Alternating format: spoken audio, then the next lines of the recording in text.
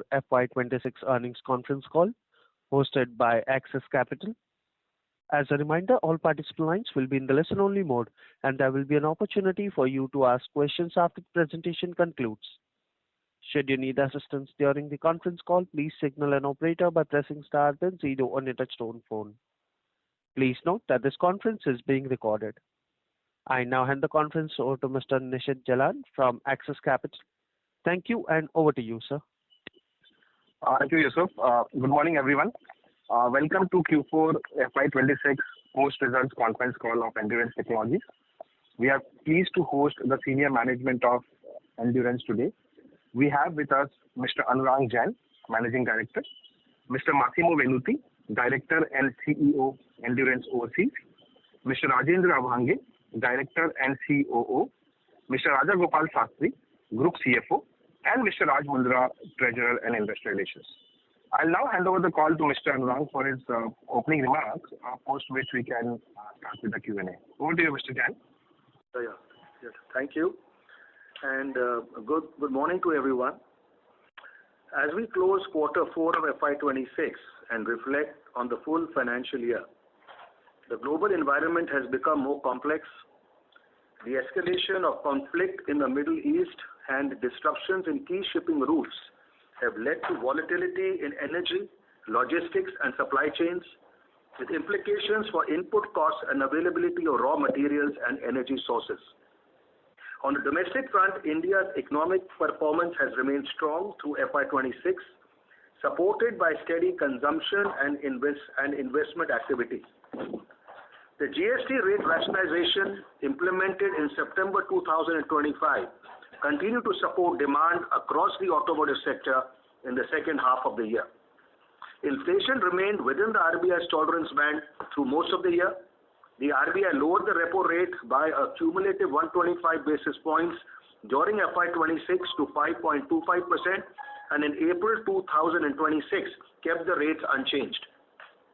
India's trade engagements also progressed during the year. Free trade agreements were signed with the UK and the European Union, and an interim arrangement was entered into with USA. These measures are expected to improve market access over time. In the Indian automotive sector, as per CM, two-wheeler sales reached 7.2 million units in quarter 4 of FY26, up 25.4% year-on-year, with motorcycles at 19.8% growth and scooters at 37.1% growth. The two-wheeler EV scooters grew 53.9% from 220k units to 339k units, 339,000 units in quarter 4 FY26.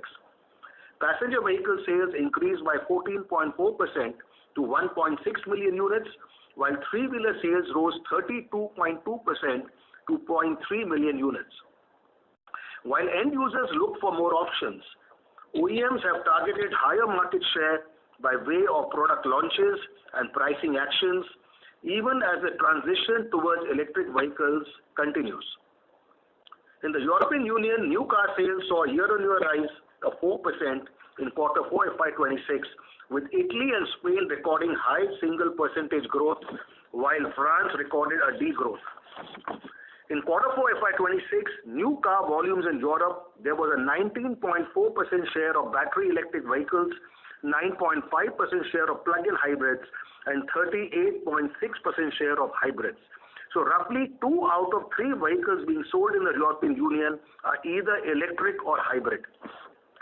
In Europe, the operating environment was perhaps even more challenging, with sharp increase in energy cost, uncertainty around policies regarding electrification and localization, and rising presence of Chinese OEMs. In the current geopolitical and economic environment arising out of the Middle East situation, efficient management of operations required closer coordination across the supply chain, continuous monitoring of availability and cost of the raw materials, and regular interactions with customers to update them on input cost increases, including gas and oil. Having spoken about the macro environment, I will now take you through key updates at Endurance. As you are aware, a draft guideline was issued by the government in June 2025 to extend ABS requirements to lower engine capacity vehicles. In line with this guideline, we had announced expansion of our ABS capacity, adding 12 lakh units to our existing 6.4 lakh units per annum. Work has commenced on this expansion of 12 lakh units per annum, with SOP expected in September 2026. This project is being implemented irrespective of the final regulations, as increasing customer preference for safety will continue to drive adoption. Instead of ABS, if the industry transitions towards hydraulic CBS, there would be increase in our addressable market of hydraulic braking systems comprising master cylinders, calipers, and brake discs. For a dual-channel ABS, SOP will start in June 2026 for Bajaj Auto with a sale of 120k units per annum, and another program of 120k units is scheduled to start in Q2 FY27. We are enhancing our product offering with the integration of new features such as traction control for improved stability and select applications, in line with evolving OEM requirements in the premium segment of 160cc to 250cc motorcycles. From a backward integration and profit margin perspective, we have started in-house SOP of the electronic control units for single-channel ABS. The dual-channel ECU will start from dual-channel ABS SOP in June 2026. This will help strengthen the value add in the ABS braking business. At a new Chennai site for disc brake assemblies, the civil construction is at a fairly advanced stage. This new brakes plant will be in close proximity to certain important OEM customers. In the first phase, we are transferring most of the assembly and machining equipment from our Waluj plant. From this plant, SOP for Royal Enfield is planned in July 2026, but that is in the plant of Chennai, and for other OEMs from Q3 of this financial year. This will help better service the south-based OEM customers and also lower our freight costs. The Chennai plant will have a capacity of 3 million disc brake assemblies per annum and 4 million discs per annum, which is part of our total 7.6 million disc brake assemblies and 8.6 million brake discs per annum planned at Endurance. Our integrated R&D facility for brakes at Waluj Chhatrapati Sambhaji Nagar is fully operational. The facility enhances our capabilities across two-wheeler brakes and ABS, while also supporting four-wheeler brake assemblies with strengthened in-house testing and validation. We also established an assembly line for four-wheeler passenger vehicle drum brakes for Tata Motors. Samples have been submitted and are currently undergoing testing at the OEM end, with SOP expected in Q2 of this year. We are also progressing with the planned increase in our three-wheeler brake assembly volumes, which will double from 0.6 million to 1.2 million units per annum by end of this year.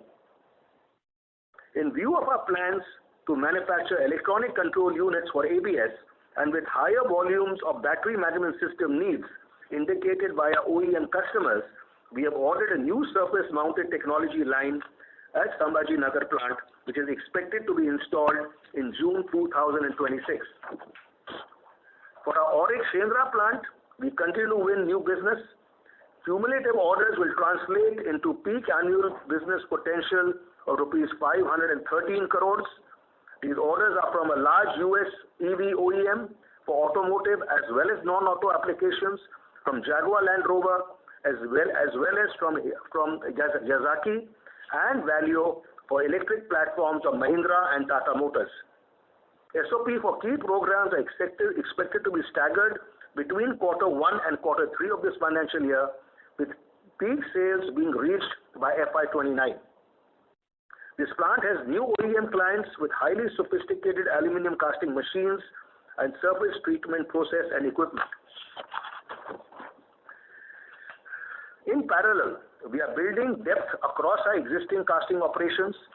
At our Chennai plant, we have secured orders for hybrid models of Isuzu, with SOP expected in Q3 or Q4 of this year.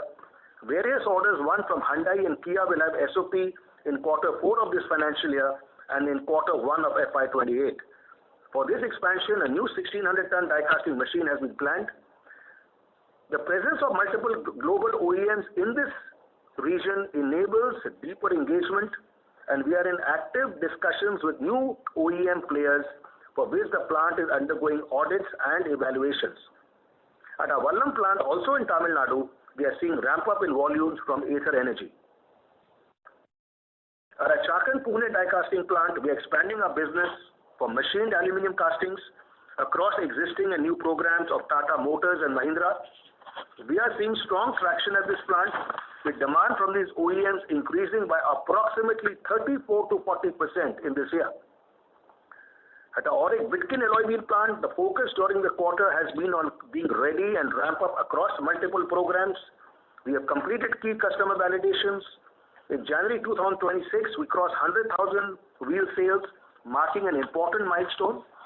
In addition to Bajaj, Royal Enfield, TVS and Yamaha, we would also be now serving new OEM customers such as Honda Motors and Scooters India, Ather, Suzuki and Piaggio from our alloy wheel plants both in Chakan and Auric Bitkin. The total capacity in these plants is now 48 lakh wheel sets of front and rear wheels per annum. During quarter 4, our battery pack manufacturing program near Pune progressed into the final validation phase. Comprehensive regulatory compliance testing at the certification agency was successfully completed for the battery pack. During this phase, key improvement points identified through customer reviews were systematically addressed, leading to further enhancement of product performance, technical robustness, and overall product maturity. In parallel, significant progress was made towards infrastructure and SOP ramp-up planning to support the upcoming SOP. Manufacturing process was further stabilized, and preparations for manpower and supply chain were aligned with the planned SOP timelines. Going forward, with regulatory approvals and customer validations nearing completion, we are planning to start the SOP in week 4 of this month. While our first product is for the two-wheeler EV, we will continue to leverage this capability to pursue opportunities across two-wheelers, three-wheelers, and other high-potential segments. In FY26, our wholly owned subsidiary Maxwell achieved a record turnover of rupees 162 crores as against rupees 70 crores in FY25. We have supplied 350,000 BMSs for scooters, three-wheelers, tractors, e-bikes, and construction equipment in FY26. Beyond our current portfolio of battery management system, motor controller units and telematic units, we have also won our first order for a DC-DC converter, which will see SOP next month in June 26. We are also focusing on a range of high voltage BMSs for four-wheelers, commercial trucks and buses, and are in close engagement with a key commercial vehicle OEM. In the beginning of FY27, Maxwell achieved SOP with another leading two-wheeler OEM for motorcycle BMS. The program has a peak annual business potential of approximately 15 crores.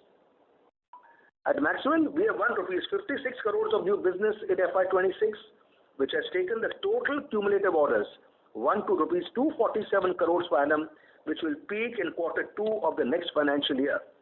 Further, we have a strong pipeline of RFQs of more than rupees 300 crores for trucks and two-wheelers. We continue to see strong traction in our suspension business, particularly in inverted front forks and monoshocks, with growing adoption across OEMs and a steady expansion of our customer.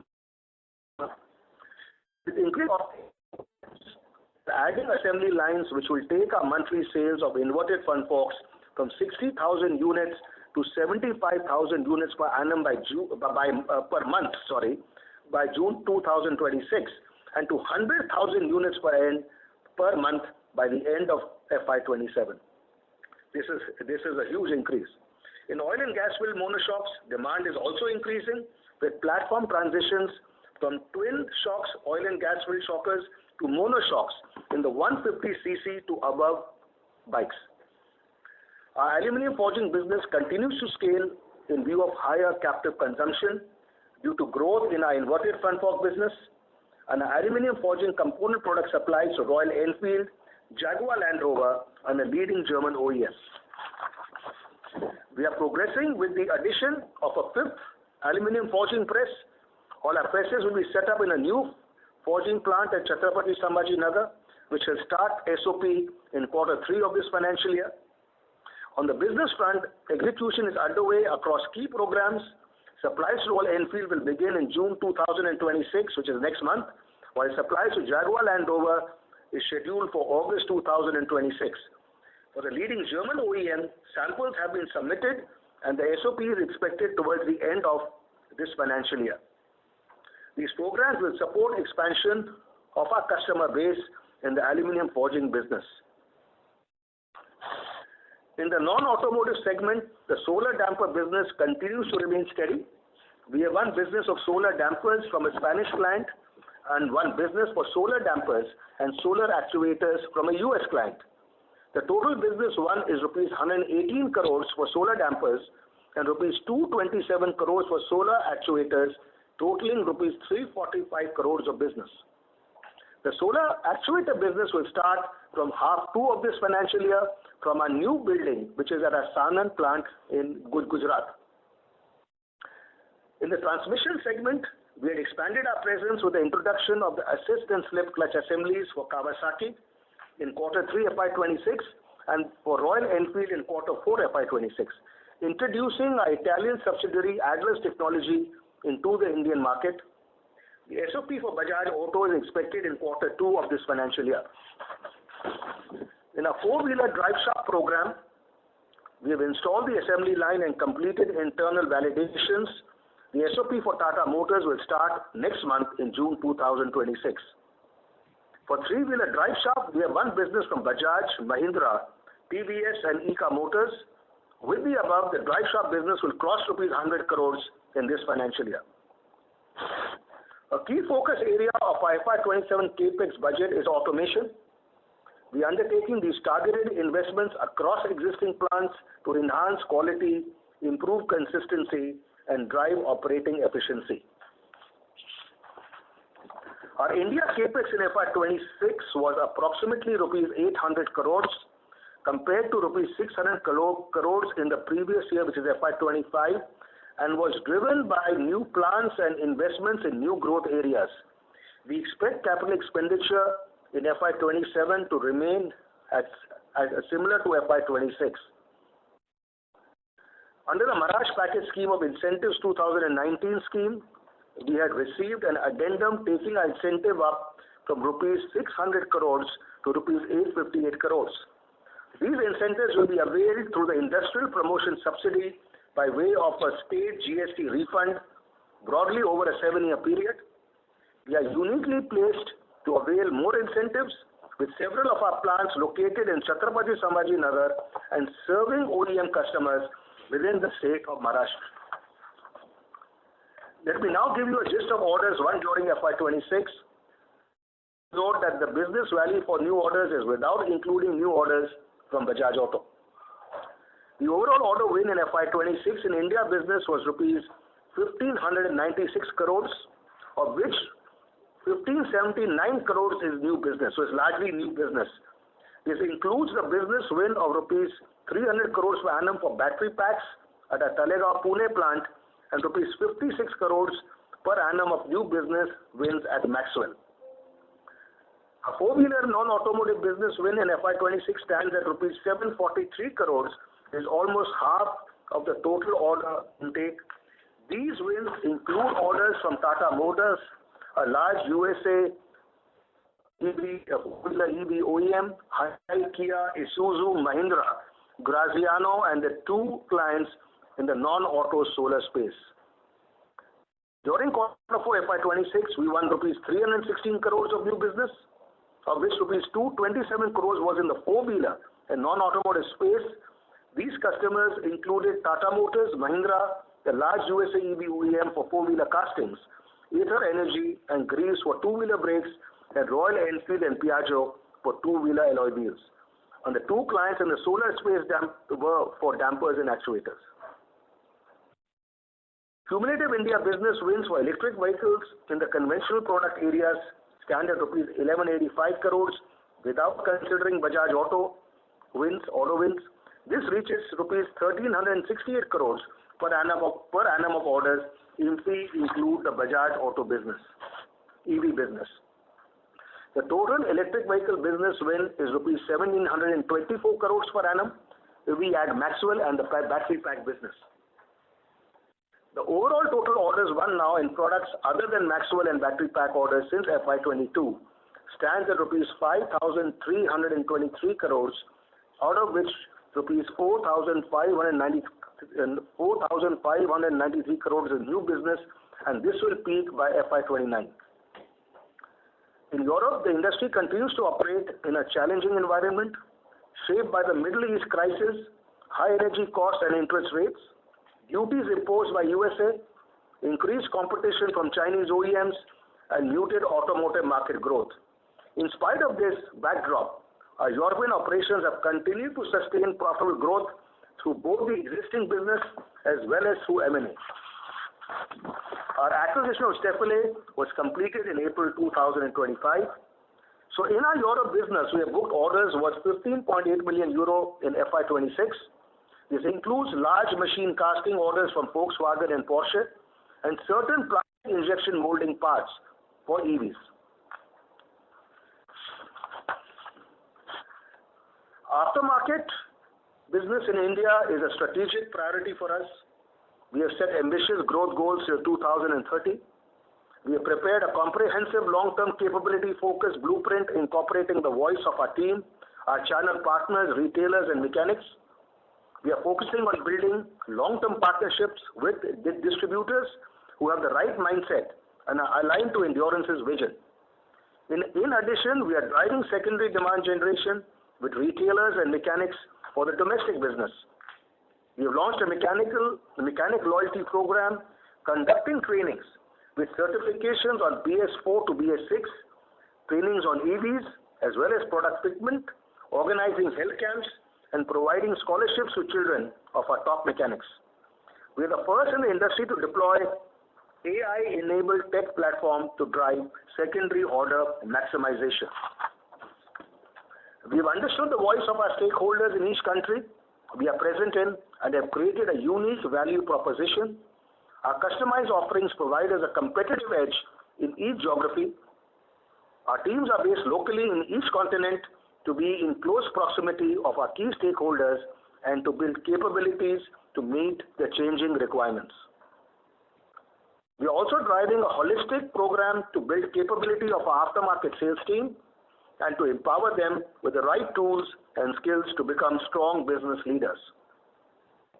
Coming to our financial performance, of course, the information has been uploaded at the stock exchanges last evening, along with our presentation explaining the numbers.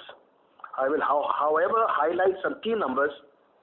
During the full year FY26, the company recorded a standalone total income of rupees 10,696 crores, a year-on-year growth of 20% from rupees 8,913 crores in the previous year.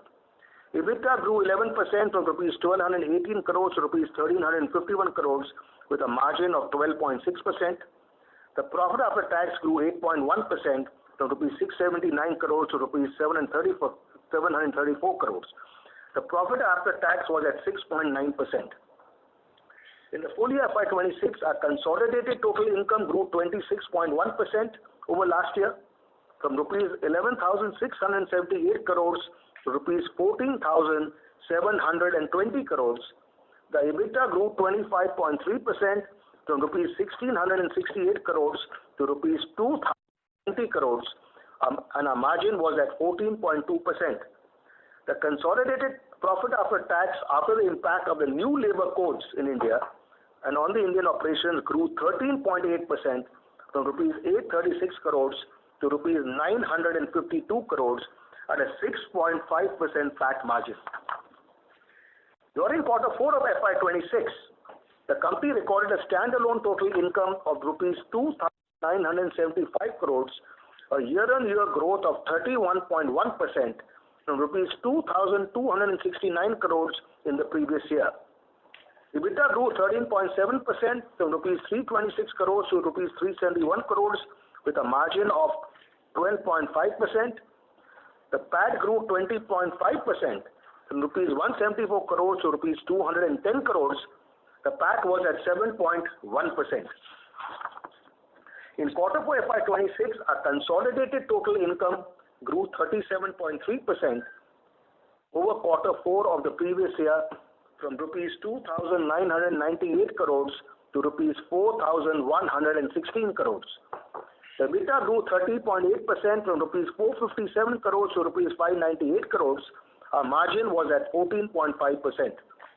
The consolidated PAT after the impact of the new labor codes on the Indian operations grew 12.8% from rupees 245 crores to rupees 276 crores at 6.7% PAT margin. The company's growth during the year was supported by a continuous focus on strengthening talent, capability, and organizational depth.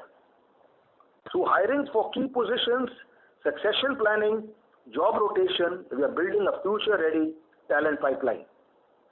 We accelerated capability building across technical, managerial, and behavioral domains with a focused emphasis on shop floor and mid-level management to improve execution and productivity. We also strengthened our performance management framework through sharper KPI alignment, enabling closer linkage between individual contribution and the organizational priorities. Continued investments in employee engagement and well-being supported improved retention, including lowering in white-collar attrition. Progress on gender diversity remains steady with increasing representation across roles and a continued focus on building an inclusive workplace. In parallel, we worked on adoption of technology-enabled learning platforms, enhancing organizational agility, people analytics, and overall employee experience. On the sustainability front, we continue to make progress during the year in line with our long-term goals. We are committed to the Science-Based Targets Initiative, which is SBTI, aligning our decarbonization roadmap with globally accepted standards. We have achieved a carbon neutral percent of 50.62%, supported by a renewable energy share of 28.22%. We continue to improve resource efficiency across operations. We lowered specific electric and thermal energy as well as specific water consumption, while hazardous waste recycling stood at 98% during the year. 14 of our plants have achieved zero waste to landfill status with third-party certifications. 3 of our plants, the K120 Waluj suspension plant, the K22652 Waluj disc brake plant, and the Pantnagar plants have received the prestigious CII Green Co Gold ratings. This is reflected in the improvement in our ESG ratings during the year. NSE has assigned us a score of 69, up from 64 earlier. SES has rated us at 74.9, up from 70.4, and CRISIL has revised our score from 56 to 59. Our CSR work also continues to focus on improving quality of life across the communities we engage with sustained progress during the year across education, livelihoods, healthcare, and environmental interventions. During FY26, our healthcare work supported more than 5,000 beneficiaries through medical camps and mobile healthcare vans, while our mobile veterinary services treated over 8,000 animals. Over 2,000 individuals benefited from education and skill development work, including school infrastructure upgrade and vocational programs. We also provided bicycles to 105 students to improve access to education and trained over 300 youth through ECO, which is our vocational training center in Chhatrapati Sambhajinagar. More than 700 farmers were supported through training and agriculture inputs, contributing to improved productivity and income opportunities. Our environmental efforts included planting over 4 lakh trees, leading to 2 dense forests across 37 acres. We also provided 100% rooftop solar system to 2 villages in Chhatrapati Sambhajinagar.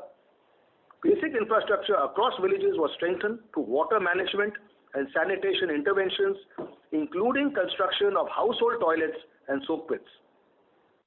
In response to the floods in the Marathwada region, we have also supported over 600 families with essential supplies and assisted farmers with seeds to help restore their livelihoods. During the year, the company continued to win recognition from customers and industry forums for quality, performance, and operational excellence. Key recognitions include the Quality Excellence Award from Tata Motors and recognition as a top supplier at the Stellantis Global Supplier Award Conference. Our K120 suspension plant and the driveline plant at Chhatrapati Sambhaji Nagar were also recognized at the Frost & Sullivan India Manufacturing Excellence Awards. In March 2026, we won an award for quality assurance stay and support from Honda Motorcycles and Scooters India Private Limited at the annual supplier convention, and in April 2026 this year, we won the award for the best delivery at the Suzuki annual supplier convention. With these opening remarks, I would now like to invite questions from all of you. Thank you. Thank you very much, sir. We will now begin the question and answer session. Anyone who wishes to ask a question may press star and one on the touchtone telephone. If you wish to withdraw yourself from the question queue, you may press star and two. Participants are requested to use handset while asking a question. Ladies and gentlemen, we'll wait for a moment while the question queue assembles.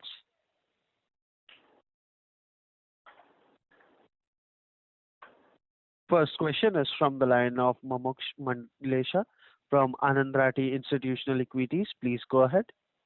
Yeah, thank you, sir, for the opportunity and congrats on the strong results. Sir, we have seen a notable growth of 30% YOY and also up 13% Q-on-Q on the Concall revenue. I just want to check any one-time impact on the revenues in both standalone and Europe.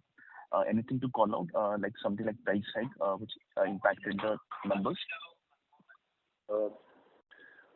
Yes, so of course I'll talk about the standalone and then Massimo can talk about the overseas, So of course standalone was driven by commodity inflation. If I talk about, I think I'll talk about the whole year. So if I see the whole year, the raw material increased by 160 crores, which is in absolute terms 1.5%, the RMC increase. So if you see, our RMC percentage went up from 65.3% to 66.82%. This I'm talking about the Indian operations. If you see 73.70 crores out of this was for aluminum alloy and steel increase, which is a non-value add increase. We don't make any money on this value add increase.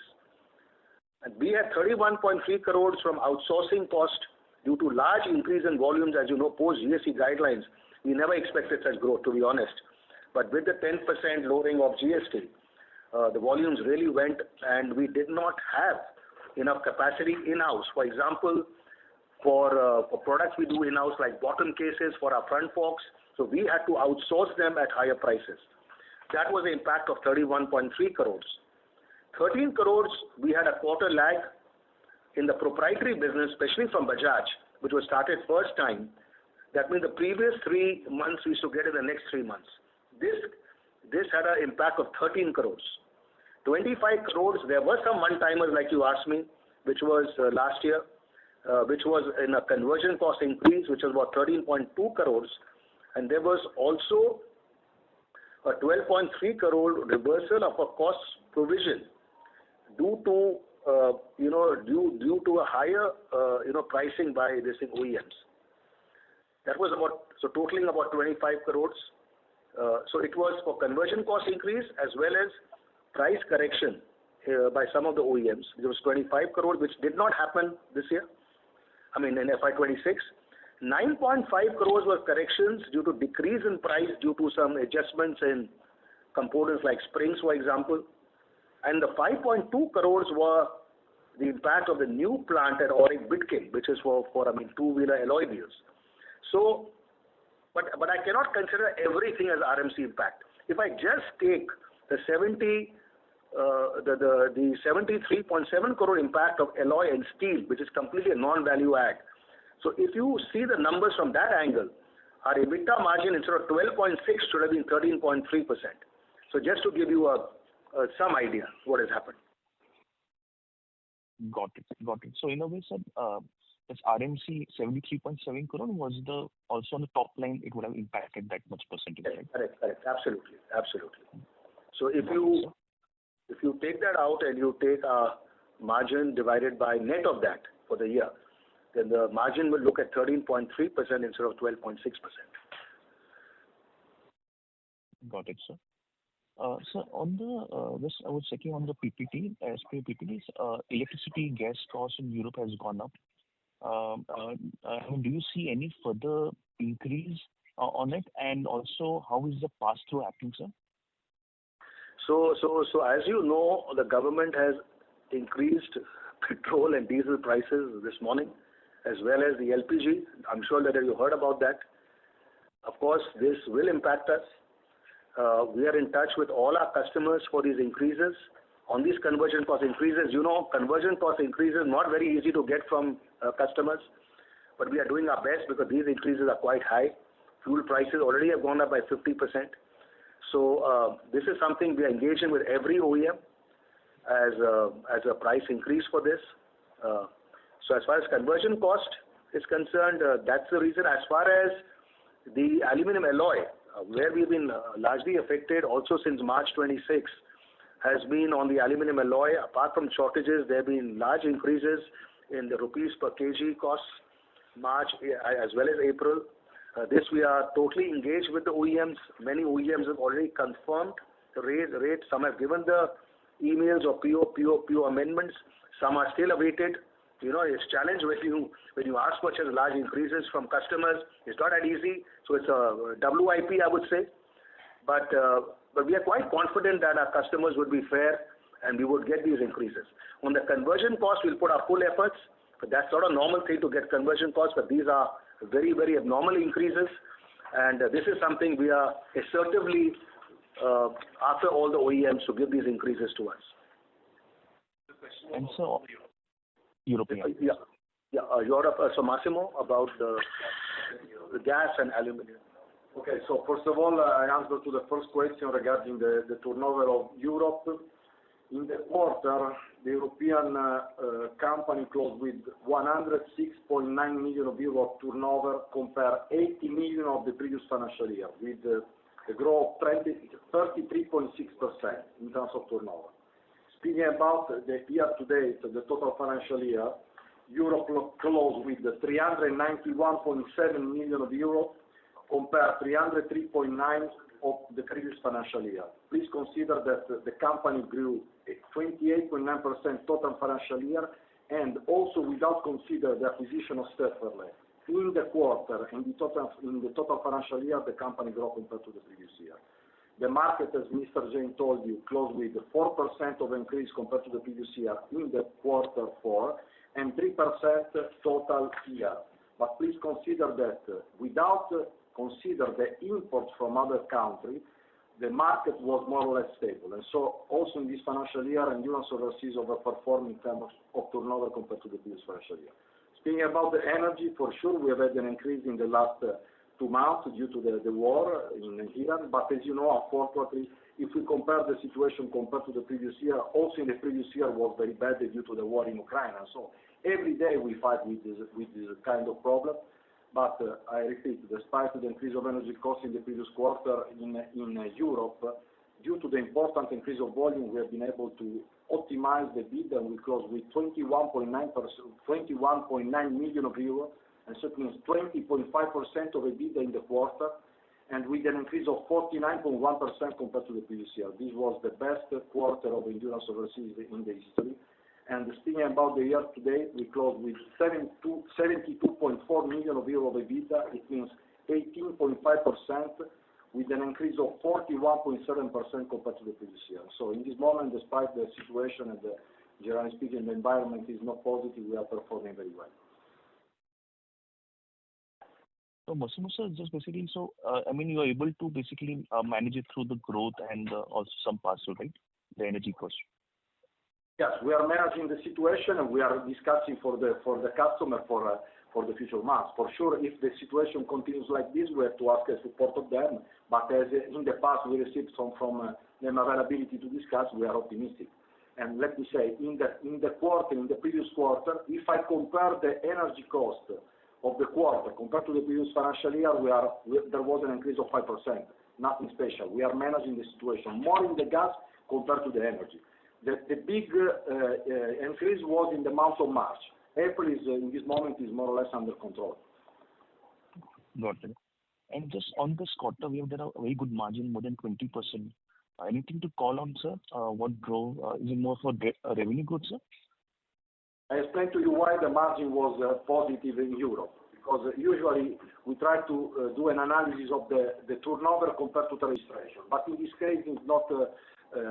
It's important to analyze the volume compared to the production. What does it mean? That in the previous quarter, compared to quarter 3, the production in Europe was higher, more or less 6%. So it means that even if the registration are 2% compared to the previous quarter, the production was 5.7%. And this is the reason why in the European market we grew compared to the previous quarter 15%. And this is the reason why we increased the bid in an important way, because with the stable fixed cost, this is the demonstration that if in Europe we have volume, we can make a lot of money with good profitability. Got it, sir. Thank you, sir, for the answer. So, just want to check on the ABS side, sir. If you can help us for the ABS, just if you can indicate what kind of revenues we are doing currently, sir. And with the dual channel SOP starting, sir, when should the revenue for next year, sir? See, ABS, what we have planned, see, the ABS in FY26, we had about 280,000 ABSs, which were single channel. This year we are doubling, but we feel this figure will go up also, looking at the line of sight and looking at the dual channel, which we are starting, which I mentioned from July. So I think the growth will be, it can be 100 to 150% compared to last year. Of course, we went ahead with the 12 lakh, 1.2 million ABS line, looking at the draft guidelines. But we believe, and the sense which we are getting from most of the OEM customers, many of them will anyway go ahead and implement the ABSs. So of course, it will not be fully used, this 12 lakh per annum line, but definitely a plan is to see how fast we can fill up the capacity on that line. That's our focus with single channel and dual channel. So just to give you an idea, and the value of business was how much? Okay, I can't give the value because you know the price, so I can't give the value. I'm giving you the numbers. Sure. So basically, it's on ABS, in terms of the volume side, without the regulation, we can double in FY27. It will be more than double. More than. It will be more. Got it. 100 to 150% is what we are planning. Got it. And just on the alloy. Sorry to interrupt, Mr. Mandlesha. May we please request you to rejoin the queue, sir? Thank you. Ladies and gentlemen, in order to ensure that the management is able to address questions from all the participants in the question queue, please restrict yourselves to 2 questions only. Should you have a follow-up question, please rejoin the queue. Next question is from the line of Aditya Jhawar from Investec. Please go ahead. Yeah, congrats on a great set of performance. A couple of questions here. Number one, if you can just talk us through that, the 4 greenfield facilities, what are the timelines of them coming on stream? And when is the export to US EV OEM and JLR expected to start? And a related question to this is that in terms of a 4-wheeler revenue, it was about 6% in 26. How should we see this number in the next 2 to 3 years, given that order book is about 60%, 60% is the share of 4-wheelers in FY26? That is the first question. No, Aditya, I didn't get the last part you mentioned, the 60%. Yeah. So when you look at our order book or order 1 in 26, 60% are for 4-wheelers. So how should we see that number, 6% of revenue from 4-wheeler and 26, going in the next 2 to 3 years? Okay, so as far as the four-wheeler business is concerned, already this is, I just want to tell you, is both for aluminum castings, which includes our plant at Shendra, which also includes Hyundai, Kia, Isuzu in South India, as well as Tata Motors and Mahindra at our Chakan plant in Pune, which is growing, I said, between 37 to 41%. So it includes castings, largely casting. As far as proprietary is concerned, I said the foundation brakes for Tata Motors is starting in June. The dry shaft business is starting in Q2. That's also for Tata Motors. And so this is what we are starting with. The non-auto is a solar damper and actuator business. The solar damper, I said, we have 118 crores of orders. Okay. And for the solar and the actuators is 240 odd crores. That will start in H2 of the next year. So the way I would like to put it is that the four-wheeler orders which we have won, of course, the peak will be, like I said, for the Auric Shendra, we won 500 crores. But this is not all the business we won last year. So if your question is pertaining only to last year. No, I think just, Anurag, just to, when you look at our four-wheeler contribution, it's about 6%.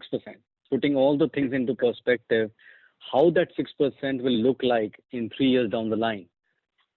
Okay. You're talking about 3 years down the line. Okay. So definitely our plan is to reach 10%.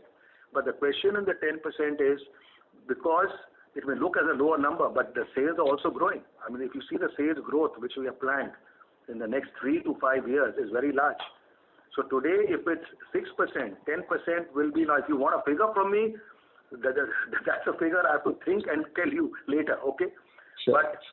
But the percentage I have is that because it depends on the sales number, which I do on that know, which I know.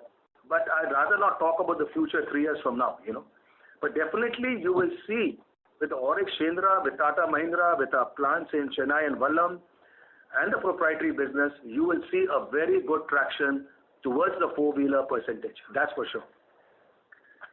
That's very good to know. And, the first part of my question, that the timing of the 4 greenfield facilities and the start of commercial production for US EV OEM and JLR. Yes. Okay, so as far as the Auric Bidkin facility for two-wheeler alloy wheel is concerned, it started in October 2025. Okay, already operational. I think it will reach peak sales by end of Q3 or beginning of Q4 of this financial year. And when I say sales, I think it's around 600 crores per annum is what we are looking at, because there are many platforms of Suzuki, Ather, which will be coming till then. Right now we have started only with Bajaj Auto. So this is one plant which we have started in Auric Bidkin. The second plant is the Auric Shendra plant, where we have one business from this US EV four-wheeler OEM, which the SOP which SOP is in which month? Just a minute, Aditya. Huh? So the SOP is in June 2026. This is for the US EV OEM, and for JLR it is Jaguar. JLR is between, it's I think July, August of 2026 for Jaguar Land Rover, and then of course we have other businesses of Valeo and Yazaki. So just to let you know, we are planning to cross 200 crores this year from Auric Shendra plant. It's a profitable business. I'll not tell you the margins, but this is what is our plan for this year for the Auric Shendra plant. Now coming to the next plant is a battery pack plant, where we have got an order from a two-wheeler EV OEM. That plant is starting from the last week of this month. This is an order which is approximately, I've said 300, but I think it's about 350, 360 crores per annum. And of course, this order will go up to 600 crores per annum by next financial year, based on the commitments of the customer. And so this is starting end of this month. Week 4 of this month is a battery pack. The Chennai plant, there's a large plant coming up in Chennai for brakes, which will cater to the South Indian customers of TVS and Royal Enfield, for example. That will be starting first with, we are starting in July, and then I mentioned the customer name also in July. Just a minute. So there's one customer in July, I think it's Royal Enfield. Royal Enfield is in July, and the balance customers will be in quarter 3, is what I mentioned. Okay, so these are the 4 plants coming up. Perfect. Now, this is the final question. From a standalone margin perspective, we understand that FY26 had few headwinds, like the startup cost of the new plant that you talked about, the consultant charges that you had mentioned in the previous calls. Are these largely behind? And FY27, should we see a much more normalized margin trajectory? Well, I would say that quarter 1 will still be a bit volatile because as the war goes on, the prices are not going down, whether it's oil, whether it's gas, whether it's alloy. They continue to rise. So we will see a bit of volatility. I'm not at all concerned about the growth, but I'm definitely concerned about these cost increases in raw material and gas and oil, and to be able to pass those on to our customers, which I said earlier that we are being very, very assertive on that. And I think, I hope this war ends by next month at least.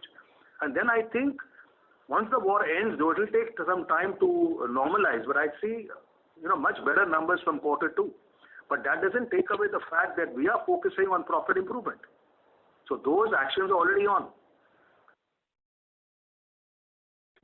Sure. That's good to know. I'll just fall back in queue. Thank you and all the best. Thank you. Thank you. Next question is from the line of Arvind Sharma from Citigroup. Please go ahead. Good morning, sir, and thank you for taking my question. Sir, first on the domestic business, as you highlighted, energy costs and gas availability, what is the situation right now in terms of both availability and the cost of the gas, and will it impact the first quarter FY27 numbers? See, today I think our dependence on gas has gone down because when the gas availability issue happened in March, we have switched not only our plants, but even our tier 2 supplier plants from gas to furnace oil and diesel oil. So our dependence on gas to that respect has gone down, but of course we need gas for our surface treatments and also. So gas is still required. But I don't think the availabilities are concerned as far as the industrial gases are concerned. But I think the main concern is on the cost increases and how we can pass them on to our customers. I think that's a concern which we are really speaking to our customers and working with them. Got it, sir. So staying on India, Maxwell margins this quarter, is there something that impacted the margins this quarter? Inventory provision. Yeah, so I'll request Mr. Raja Sastry, our Group CFO, to speak on this. So we had inventory in our books, and you must have noticed that there was a recent decision, the resolution process for Hero Electric had failed, and the inventory pertaining to Hero Electric, we have taken a provision using the right accounting standards. And that's a one-time impact which is impacting the bid of this quarter. So, sir, in terms of gross margin, it's fairly okay? Yeah, the gross margin is safe, and this is a number of 6.5 crores. Is right. That value? That's what. Sorry, sir. And sir, one last question on the European front, if I could ask. Very strong margins this quarter. Massimo did talk about it, but the sustainability of the margins from the current numbers, and if you could enumerate the Chevrolet revenue and EBITDA, is it possible to share that? Yeah, for sure. So, quarter 4 of Chevrolet was 21 million euro in terms of turnover, 4.9 million euro in terms of EBITDA, and 2.6 million euro in terms of net result. And speaking about year to date, the company closed with 82.2 1 million euro of turnover, 17.9 million euro of EBITDA, and 8 million euro net result. And so, completely aligned with our expectation, better compared to our expectation, 1% more in terms of EBITDA. The company performed very well, and not only from the income statement point of view, but also speaking about the cash, because they did more or less 20 million euro cash in the years. And regarding the total result of Endurance Overseas, I repeat, the quarter was the best of our history. If you ask me regarding the sustainability in the medium long term, I can tell you that April was apparently a good month. We don't see particular problem if, for sure, we maintain this level of volume.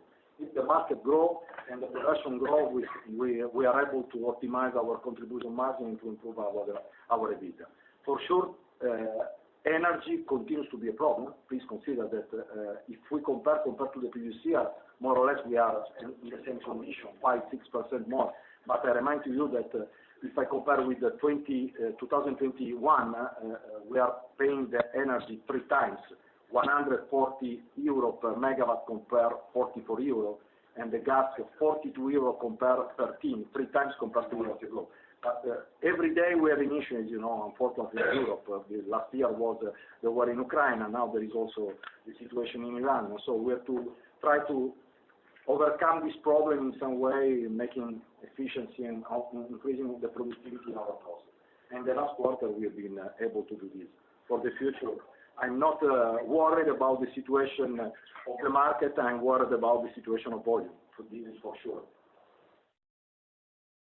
All right. Thank you so much, sir. That's all from my side. Thanks again. Thank you. Next question is from the line of Pramod Amte from InCred Capital. Please go ahead. Yeah, hi. Congrats on good set of numbers. So this is with regard to the aluminum casting business. You operate in Europe substantially, and the way you have scaled up your profitability post the merger. And also now you seems to have one good business from India for the global clients. But was keen to know, and some of them is to US, would you anytime in the future look for entering into US territory for manufacturing, considering the cost of energy is very high in Europe? That's one. Second, the way the margin profile has improved in Europe, does it still make sense to export from India, considering that energy costs anytime in the future ease off in Europe, or you look at a de-risking strategy from India supplies to the global market? No. Firstly, let me tell you, the customers who are coming to us are part of the China Plus One strategy. And they want to buy from India. They don't want to buy locally, whether it's in US or in Europe. They want to bring that down. This is more of a China Plus One strategy, what they are coming in. So our focus will be to supply from India, and that's why this new plant at Auric Shindra has been set up.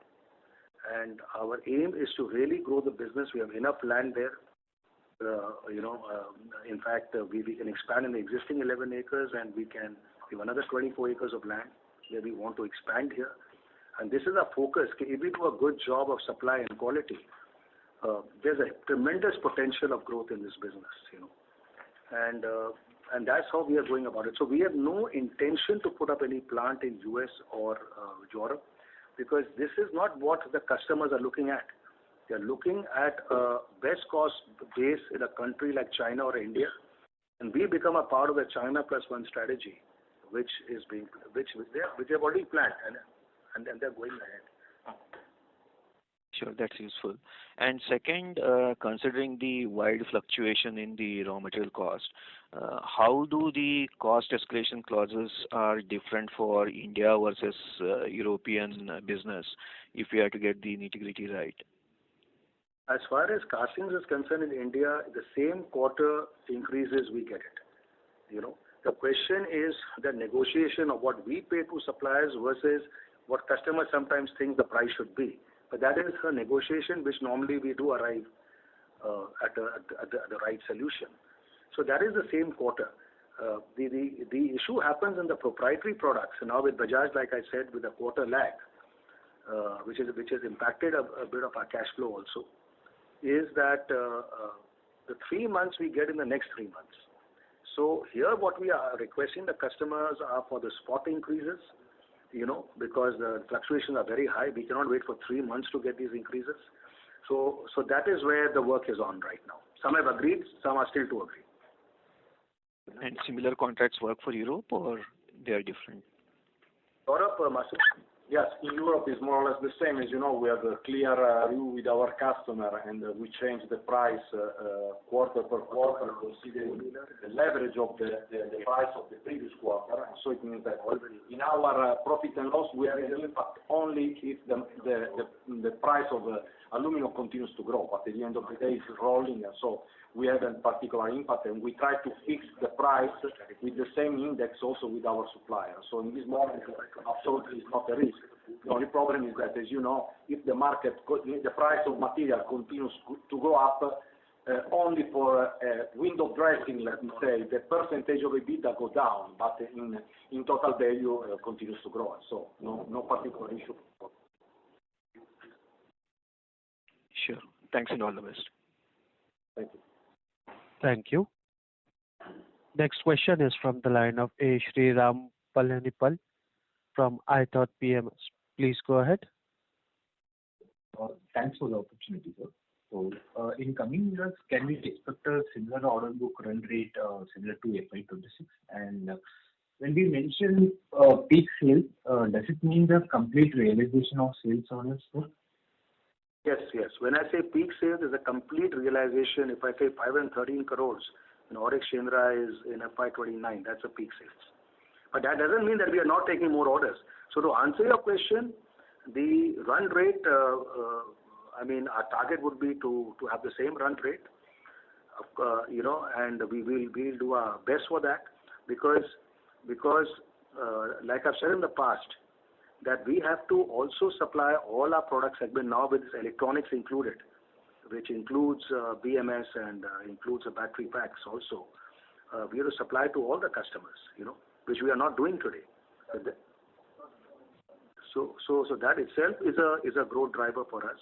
And apart from getting more share of business, also when you look at the technology products like ABS, inverted front forks, braking systems for the high CC bike, this is really on the growth. So there you have higher sales, and the margins are good, So, and also if you see, if I just have to show some numbers of FY26, I've always said we are higher than industry growth. These factors which I told you is what is helping us to grow higher than industry, what I just told you, which we want to sustain. For example, if you see Bajaj, they grew, I think, 11.56% last year, we grew 16.1%. If you see Honda, 16.9% was our growth versus their 7.86%. For Royal Enfield, we grew 32.7% versus their 23.9%. TVS, against their 21.17%, we grew 29.1%. It's because we are entering new products, increasing share of business, and this is happening because of our strength of technology, our experience in these products, and the comfort which the customers have for us to do the investment for them and to supply these products to them.